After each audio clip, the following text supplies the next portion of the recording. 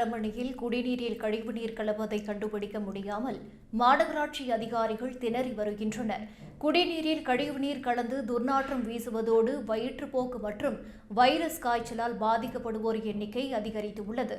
சென்னை மாநகராட்சி 13வது மண்டலத்தில் 178வது வார்டுக்கு உட்பட்ட தரமணி சுற்றுவட்டார பகுதிகளான தந்தை பெரியார் நகர், காந்தி நகர், கருணாநிதி சாலை, எம்ஜிஆர் நகர் உள்ளிட்ட பல்வேறு பகுதிகளில் கடந்த 3 ஆண்டுகளாக குடிநீர் பிரச்சினை இருந்து வருகிறது. இதனால் அப்பகுதி மக்கள் அடிக்கடி போராட்டம், சாலை மறியல் போன்றவற்றை நடத்தியதை அடுத்து தற்காலிகமாக குடியிருப்பவர்களுக்கு குடிநீர் வாரிகள் மற்றும் குழாய்கள் மூலம் தண்ணீர் வழங்கப்பட்டு வருகிறது. இந்நிலையில் குழாய்கள் மூலம் வழங்கப்படும் குடிநீரில் கழிவுநீர் கலந்து துர்நாற்றம் வீசுவதால் அதை பயன்படுத்த முடியாத நிலை ஏற்பட்டுள்ளது.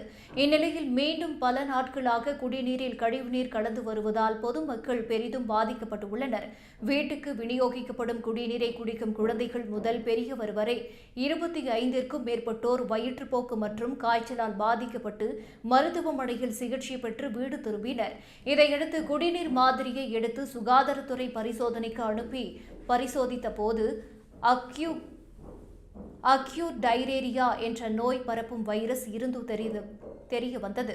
இதையடுத்து தடுப்பு நடவடிக்கைகள் எடுத்தாலும் தினமும் 4 முதல் 5 பேர் வரை வயிற்றுப்போக்கு மற்றும் காய்ச்சல் என பாதிக்கப்பட்டவர்களின் எண்ணிக்கை அதிகரித்து வருகிறது. இதுகுறித்து பேசிய குடிநீர் வாரிய அதிகாரிகள், சில விடுதி ஹோட்டல் உரிமையாளர்கள் இரவு நேரங்களில் சட்டவிரோதமாக குடிநீர் இணைப்பை எடுக்க பள்ளம் தோண்டும் போது கழிவுநீர் குழாயை சேதப்படுத்துவதால் குடிநீர் குழாயில் கழிவுநீர் கலந்துள்ளது. விரைவில் பிரச்சினைக்கு தீர்வு காணப்படும் என்று தெரிவித்தனர்.